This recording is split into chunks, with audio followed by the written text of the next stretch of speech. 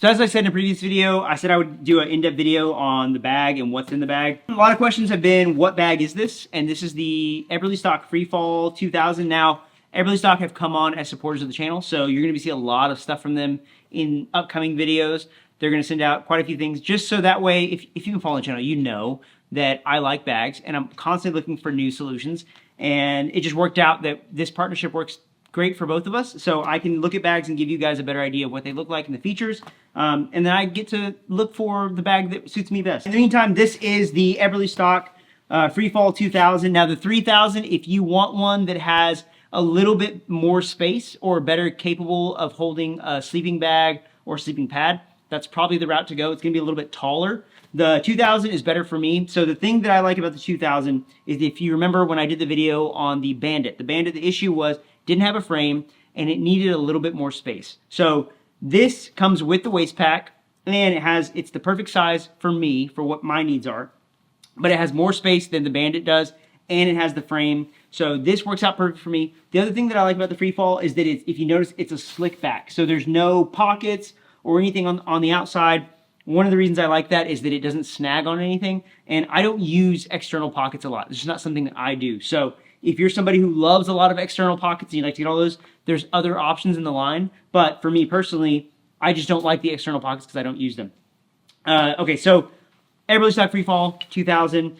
Before we go into it, there was one thing I mentioned in a previous video, or two things. So this is just some tubular nylon, and this is just daisy chained together. So as you pull it, it comes apart. And the reason I have this set up the way that it is that if I needed to, I could hang this in a tree. So I can loop this over a branch or around a trunk, and I can hang the bag up there. But I can also use it as a drag bag. So if I needed to attach this to a belt and then crawl and drag the bag behind me, I could do that. Now, obviously, this nylon is a little bit bright, so I have some other nylon that I have to replace it with. So this is just tubular nylon that I've spray painted.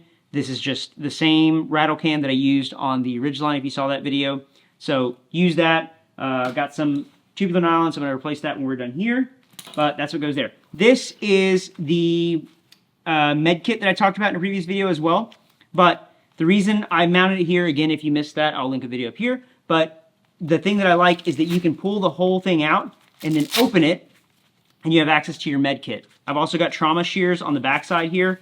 So there's that. And then tourniquet. They do have a tourniquet mount, but I'd prefer not to use the tourniquet mount here because that's designed for off of a belt, so it hangs better on a belt. It doesn't hang very well when you're using it on a strap, so I just have rubber bands on there. But that is how I mount the medical kit on there.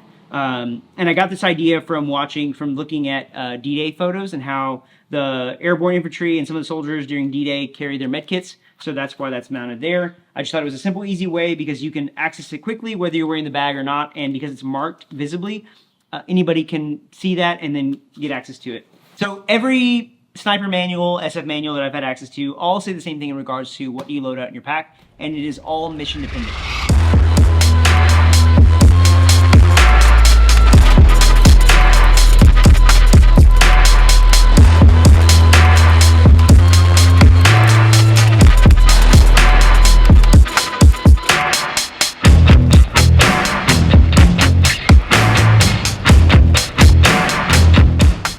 As a civilian, the way that I narrow it down is under two circumstances: one, skill set, and then two, what am I trying to accomplish? So those two together determine what I carry, which is why I have a tripod on the side.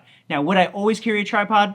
Probably not, but if situation dictates, yes, I would take it. If it would be advantageous for me to take it, I would take it. So tripod on the side, I just have it on there to show, but there would be instances where I might not need it.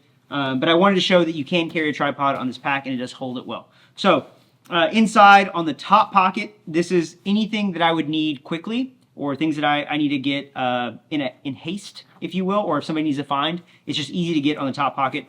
And so all I have in here currently is a headlamp. So this headlamp is just a headlamp you can get at REI. It does have a red lens on it, so that way you're not giving away important information. And then I also have a lens cleaner in here, as well as a first aid kit. Now this is just like a boo-boo kit, so like if you need medicine, or if you have cuts or burns, anything like that, any just meds you need to get a hold of quickly, are all inside of this in this top pocket. Again, something you can get at like Walmart, Target, or REI. So going into the main compartment, so what I have inside, now the way everything in here is organized is off of things that I would need quickly.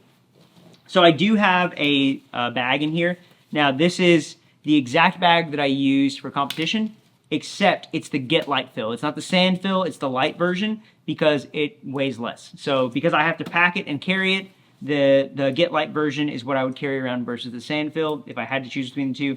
And then I have a carabiner, so that way if I needed to, I could hang it on the front on one of the straps, but that is the bag that I use. It's the pint size game changer.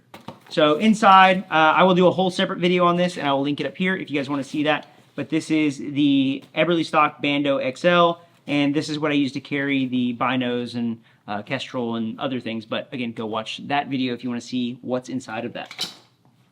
One of the questions I got when I did the original video was, what about water? Well, and I said, and some people got upset, is that mission dictates, right? So if I'm just going a mile down the road, do I need to carry a ton of water? Probably not. But if it's a longer mission objective, whatever you want to call it, then you have different options, different ways to carry water. So I typically have a Nalgene on the side, but aside from that, if there was something longer, if I was going on a longer mission or whatever you want to call it, I could also put a bladder in here. But what I would typically do is I carry this collapsible 3-liter water container in here. So I could fill this up with water because I know where all the nearest water resources are.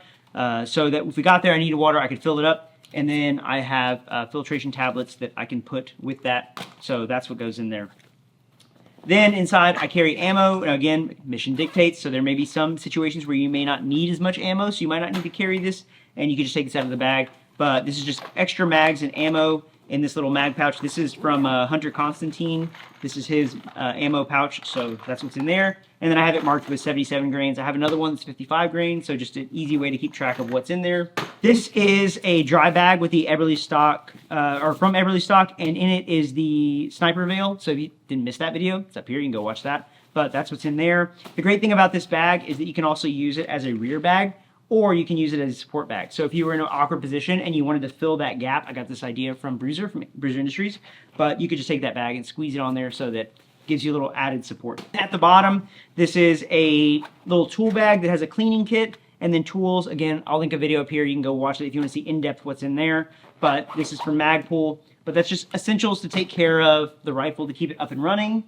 And then a battery container from Theorem. So this is their cell vault. So this has all the batteries I need for lights, Ear Pro, rangefinders, all that is in here. So if I needed to replace something, I could very quickly and have access to it. And it is waterproof, so seal it in the bottom of the bag.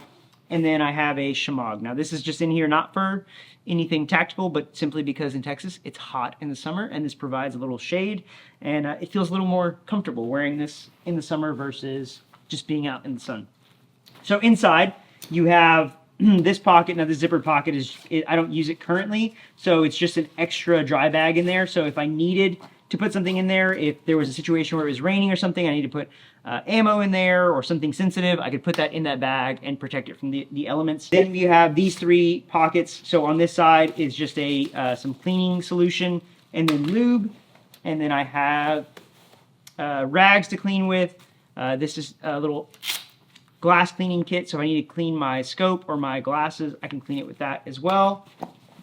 And then I have a Magpul DACA pouch to store an extra BCG, so if something were to happen to the BCG I have in my rifle, I can just replace it, get the rifle back up and running in a short amount of time. Now on this side, I have 2 carabiners, makeshift tool roll out of a little ammo sling.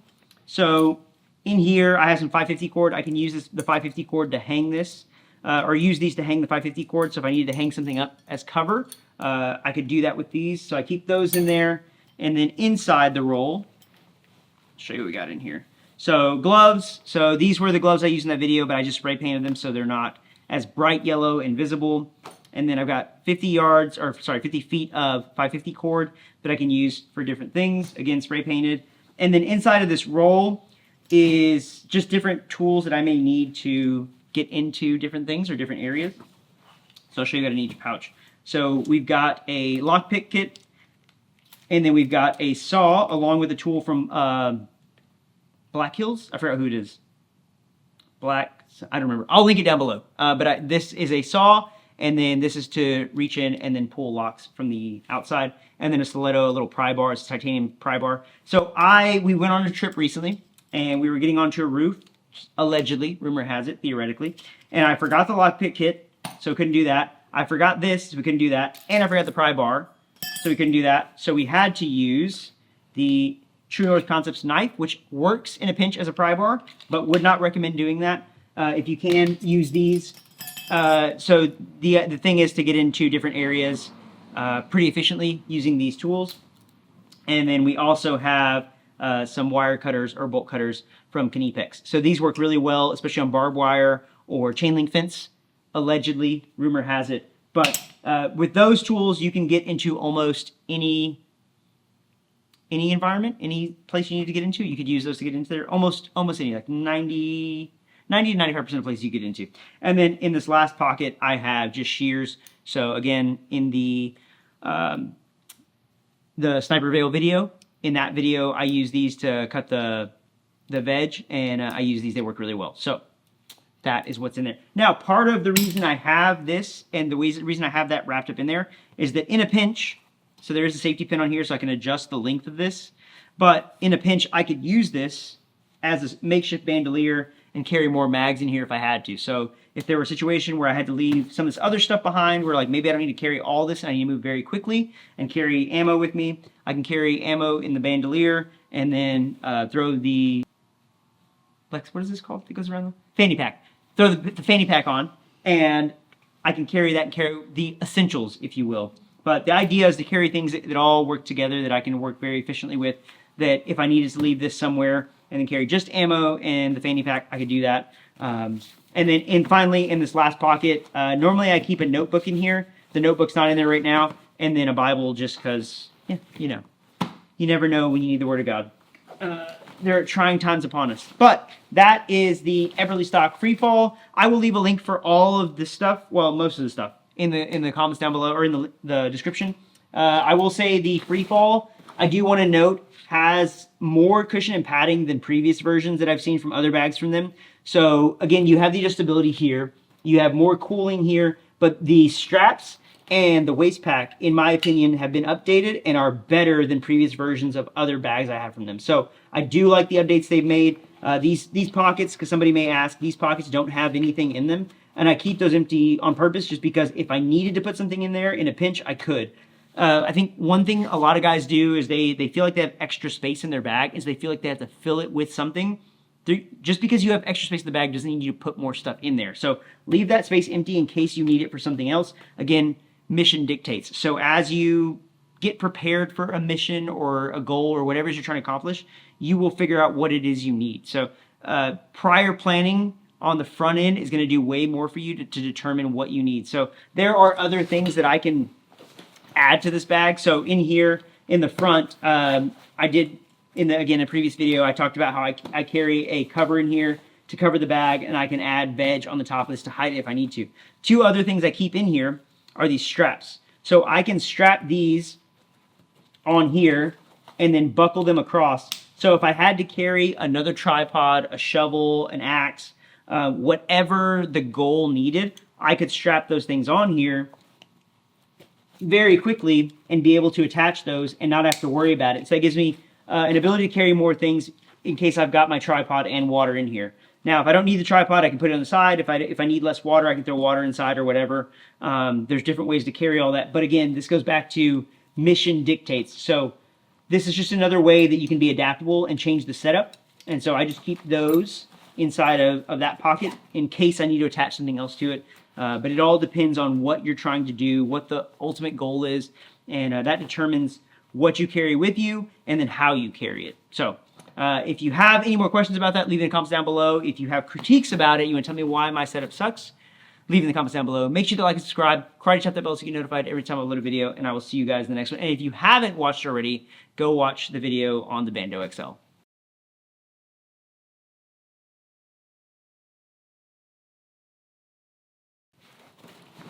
Done.